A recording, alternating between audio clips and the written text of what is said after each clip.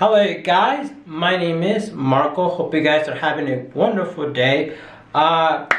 Here's the thing, if I don't have like a good little microphone audio setup, so sorry about that, but I have one, but I need to set it up. Also, hope you guys like my background. I've been working hard to make it look really nice, but then also I'm going to change it up a little bit. So in this video, I just want to talk to you guys, which one do I think in 2022 is one of the best cameras that you can buy when it comes to you starting a YouTube channel, basically for beginners, right? But a little bit more, not advanced, but I would say like if you're, whatever you're thinking about doing, what path do I think you should take? Now, this is all my opinion. At the end of the day, you're gonna make your own opinion. So yeah, so let's begin. Now, depending on what type of content you wanna make, what type of things you wanna do, will determine which camera you're gonna get. If you want to make films, right, movies, you'll get this camera. If you want to make, if you want just for photography, like if photography is your main idea, is your main priority, and not video, then you'll get this camera. If videography is main priority and photography, it's a little bit not so much, then you'll get that camera. If you want both, then you'll get this camera. So it's all depending on what type you're gonna be using this camera for, okay? Everybody's gonna be like, oh, this camera's best, this and that, which one, and to be honest, dude, depending on what you're gonna do with it, it's one of those things where I'm like, maybe you want to use it for this. Maybe you want to use it for that. It's just certain things to understand. So the first camera, when it comes to what I recommend, because when it comes to cameras out there, you have Canon that makes great cameras, you have Sony that makes cameras, and they're good. And then also you have Nikon, you have Fujifilm, you also have Cinema Blackmagic, you have so many other options. But the thing about it is that once you reach out of that range, what's gonna happen is that you're gonna end up spending more money. So it's always good to have like consumer-friendly type of cameras, because you're not thinking about doing it like 100% professional yet, because you're starting out. So my first recommendation when it comes to which camera you should get is actually your phone, whatever phone you have. Now, here's the thing, a lot of people on YouTube telling you, oh, use your phone, use your phone. But to me, I'm going to take it a little bit step further. I'm going to tell you guys why you should use your phone.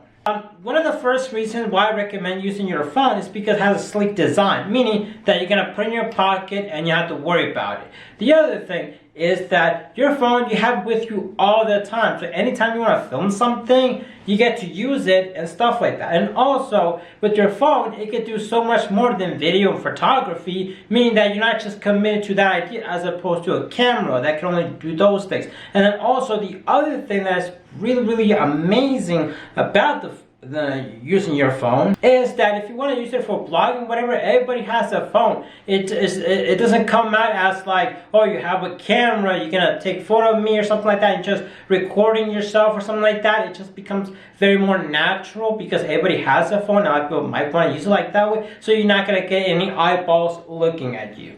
Now, the final thing why I recommend using your phone is because you get to learn or have your mindset or the idea of recording videos, taking photos, editing them, uploading, all that stuff. Keep doing that, and as you're doing that, you're gonna save money to get a really good camera. Because here's the thing, man, if you get a budget camera, you're gonna get budget quality. And that's one thing that you need to understand, right? So you wanna get a camera, if you think, oh, $500 is gonna be the best camera ever, I'm able to shoot a film. Well, yeah, you could, but they might be a little bit grain, you might get annoyed by a few things and everything like that. So there's those things to really understand when it comes to it. That's why I always say, use your phone, save your money. And then if like 5 months from now, you still love doing it, then yes, buy a good camera. But if you don't, then guess what? You didn't make a commitment on buying a really expensive camera. Because a lot of people, they don't know if they want to do this YouTube thing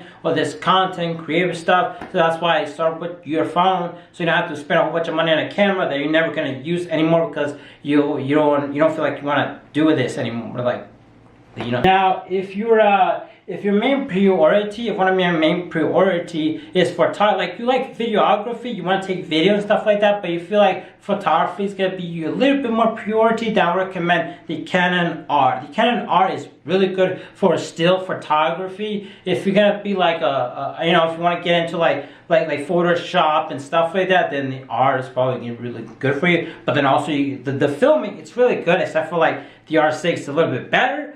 But when it comes to photography, the R is really great. I feel like Sony also has their own version of that, but then also you can get into Nikon. Nikon, they're really good for photography and all that stuff, but I'm not so aware because I don't own a Nikon, so I don't have experience with Canon. And yeah, and that's about it. That's about it. And that's about it. Those are the cameras that I can think of in 2022 that are still good.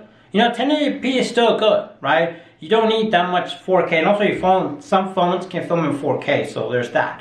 You know, so to me, I do film in 1080p, but then sometimes I film in 4K, depending on what I'm doing. Also, I'm flexible. I use this camera sometimes when I'm talking to the camera. I use this. When I'm doing some close-up cinematic shots, I use my R6. When I need really wide angle and I'm out on the streets, really on the go, and I have nothing else, I use my phone. So there's that, and that's basically what it is.